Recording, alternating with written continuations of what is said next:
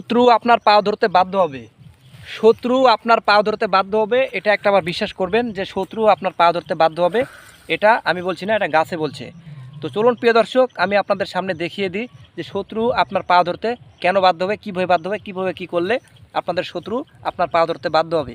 কেউ যদি আপনার পরিবার বা আপনাকে কেউ ক্ষতি করতে চায় অন্যায়ভাবে কেউ যদি আপনার কোনো ক্ষতি করতে চায় বা আপনার সুখী পরিবার দেখতে পাচ্ছে না, আপনার যেখানে সেখানে আপনার ক্ষতি করতে চাচ্ছে, অন্যায়ভাবে যদি কেউ করে থাকে, সেটা কিন্তু আপনারা দূর করতে পারবেন আল্লাহ পাকের উপরে রহমতে। খুব সহজ উপায়ে আল্লাহ পাকের যে গাছটি আল্লাহ পাক তৈরি করেছেন, এই গাছের সাহায্যে। স্ক্রিনের সামনে যে গাছটা দেখতে পাচ্ছেন দর্শক, এই গাছটির নাম হচ্ছে, কেউ বলে জার্মানি লতা, কেউ বলে রিফুজি লতা। আপনারা কী করবেন, শনিবারের দিন কি মঙ্গলবারের দিন এই রিফুজি লতাকে আপনারা খুঁজে বের করবেন। খুঁজে বের করে এক টান মেরে শিকড়টা তুলে নেবেন। নিয়ে ওই শিকড়টা রাইতের বেলা গিয়ে যদি আপনারা শত্রুর বাড়িতে পুঁতে আসতে পারেন ওই দিনেই, তাহলে শত্রু আপনার পা ধরতে বাধ্য হবে 5 থেকে 7 দিনের ভিতরেই।